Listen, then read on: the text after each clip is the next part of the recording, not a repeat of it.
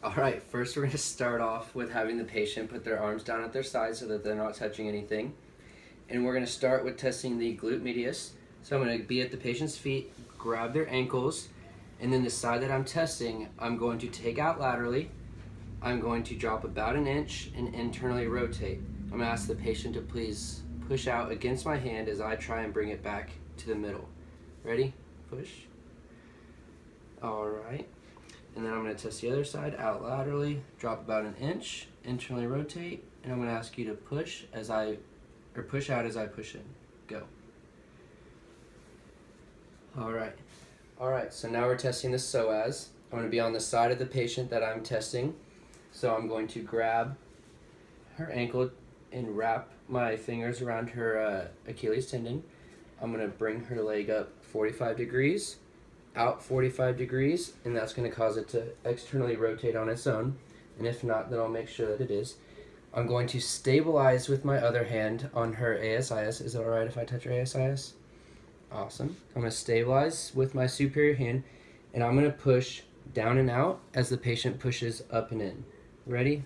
Go. Alright. Now we're going to test her left side.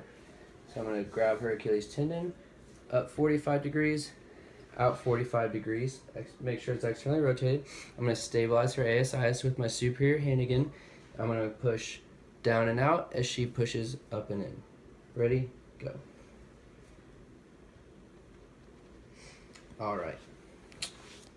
Alright, now I'm going to test the quads.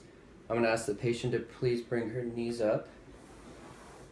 And I'm going to be on the side of this patient that I'm testing.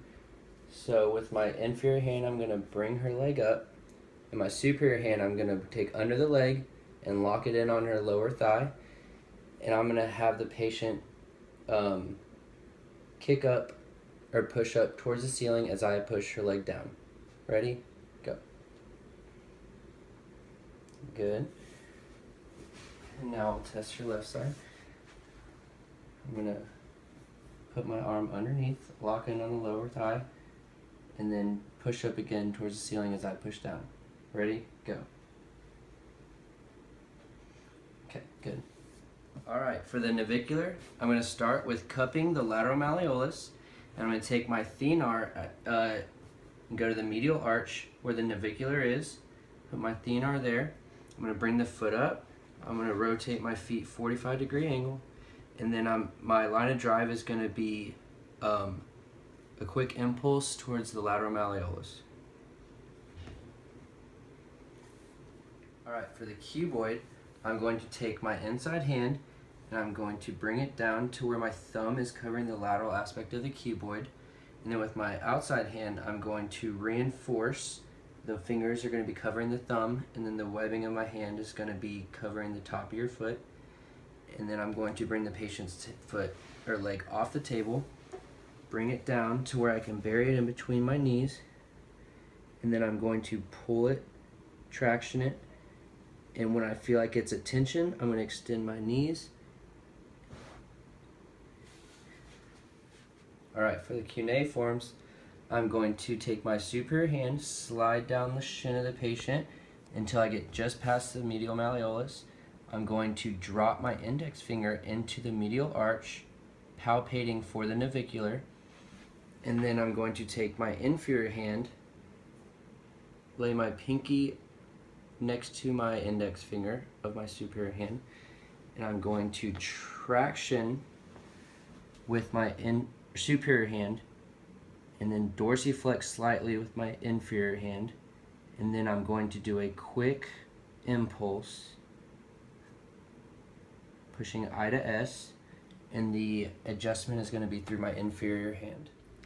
Alright, for the met heads, I'm going to elevate the patient's foot, and I'm going to take my thumbs on the second, third, and fourth metatarsals, and I'm going to be pushing I to S with my thumbs as I'm pulling S to I with my hands on the first and fifth metatarsal.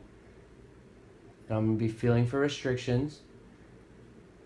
I'm going to do this a couple times, and if I find a restriction, I'm going to bring it to tension and then a quick impulse. I to S. Alright, so for the talus, I'm going to take my inside hand, I'm going to come down the shin just past the malleolus, and where I feel my pinky lock onto the talus. I'm going to place my thumb on the bottom of the foot. I'm going to take my outside hand and lay it over the top. And I'm going to traction with my body.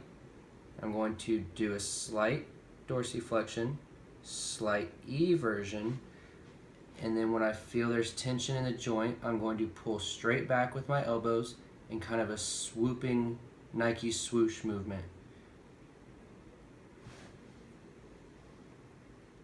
Alright, for the calcaneus, I'm going to take my outside hand and stabilize the calcaneus.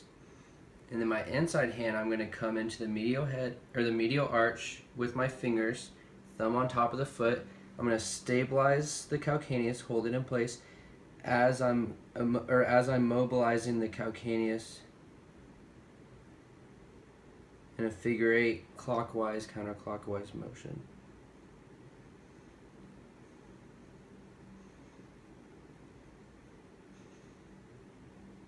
Alright, for the fibular head, I'm going to get a slight bend in the patient's knee. I'm going to find the fibular head.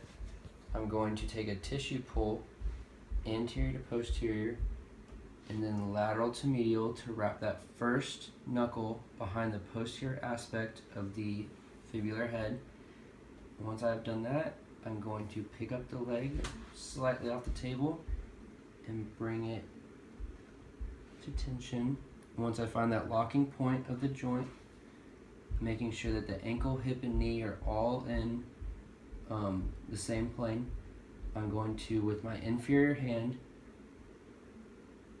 impulse back to take her foot towards her butt.